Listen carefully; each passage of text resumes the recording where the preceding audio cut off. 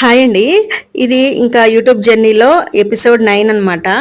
And YouTube కొత్తలో నేను చేసిన మిస్టేక్ ఏంటంటే చెప్పాను కదండీ లాస్ట్ వీడియోలో వాట్సాప్ స్టేటస్, ఫేస్‌బుక్‌లో లింకులు ఇవన్నీ పెట్టడం వల్ల ఫ్రెండ్స్, రిలేటివ్స్‌కి అందరికీ చెప్పాననమాట. ఇలా చెప్పడం వల్ల వాళ్ళు సపోర్ట్ చేయకపోగా ఎన్ని రకాలుగా మాట్లాడినారు అంటే చాలా రకాలుగా మాట్లాడారండి.